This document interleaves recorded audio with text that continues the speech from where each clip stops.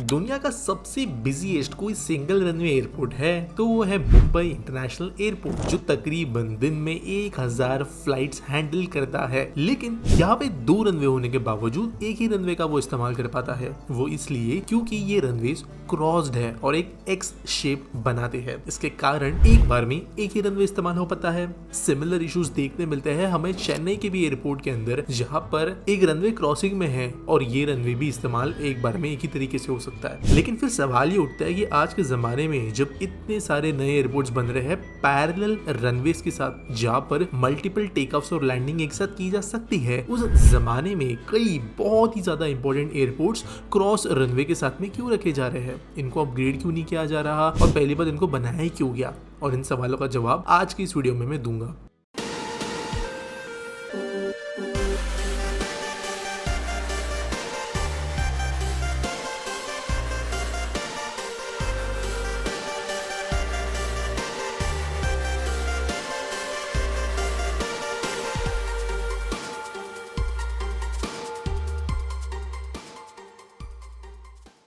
दोस्तों, एक टाइम था जब रनवेज को एरोप्लेन डिजाइन के हिसाब से ही डिजाइन किया जाता था। जब एरोप्लेन्स हल्के होते थे, ज्यादा पावरफुल नहीं होते थे, तब विंड कंडीशंस बहुत ही ज्यादा जरूरी होती थी किसी भी एयरपोर्ट डिजाइन के हिसाब से, और इसीलिए क्रॉस विंड्स को ध्यान में रखते हुए एयरपोर्ट्स को डिजाइन किया जाता। इसका मतलब क्या? इसका मतलब ये कि जब कोई एयरक्राफ्ट टेक ऑफ करता है तो अगर सामने से हवा आ रही हो तो वो उसको मदद करती है लिफ्ट गेन करने में या ऊपर की तरफ का एक फोर्स फील करने में, जो मदद करती है प्लेन को ऊपर उठने में। और इसलिए ज्यादातर जो टेक ऑफ्स होती है वो हेडविंड्स में होती है, यानी सामने से जब हवा आ रही हो तो उसके ऑपोजिट डायरेक्शन में प्लेन जाकर टेक ऑफ करता है। सिमिलर चीज जो है वो लैंडिंग के लिए भी फॉलो की जाती है, क्योंकि ज्यादा से ज्यादा लिफ्ट होना जरूरी है। एट द सेम टाइम जब पुराने जमाने में प्लेन्स हल्के थे और उनको अगर सही हेडविंड ना मिली और विंड का डायरेक्शन चेंज हो गया तो उनके लिए टेक ऑफ या लैंड करना मुश्किल होता था। इसलिए ज्यादातर रनवेज में क्रॉस शेप में रनवे बनाए जाते, ताकि अगर एक रनवे के अंदर विंड डायरेक्शन ठीक नहीं है तो दूसरे में अप्रोक्सीमेटली सही डायरेक्शन मिल जाती और एयरपोर्ट जो है वो ऑपरेशनल हो जाता। पूरी तरीके से बंद करने की उसको जरूरत नहीं थी। अब प्रॉब्लम ये हो गया कि जैसे जैसे समय आगे बढ़ा तो दुनिया भर के अंदर जो भी एयरपोर्ट्स पहले बने थे वो क्रॉस रनवेज के साथ में ही अटक गए, और समय के साथ साथ एयरप्लेन्स का डिजाइन स्ट्रॉन्ग होता गया,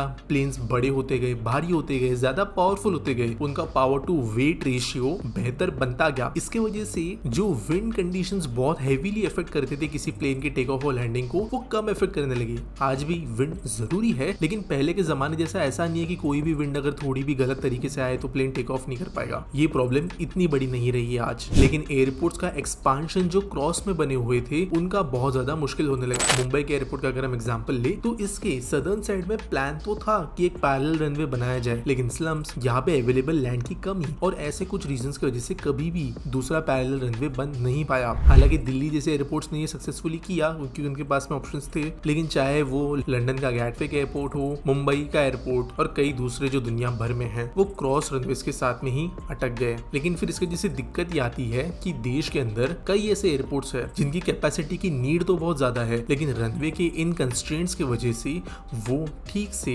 फंक्शन नहीं कर पाते और अपनी मैक्सिमम कैपेसिटी पे पहुंच नहीं पाते। एट द सेम टाइम जितने नए एयरपोर्ट्स बन रहे हैं उनमें पैरेलल रनवे डिजाइन के हिसाब से ही सारी प्लानिंग की जा रही है, और इसलिए फ्यूचर में हमें क्रॉस रनवेज ना के बराबर देखने मिलेंगे और सिर्फ इमरजेंसी के लिए हो सकते हैं, लेकिन मैक्सिमम रनवेज जो है वो पैरेलल ही बनाए जाएंगे।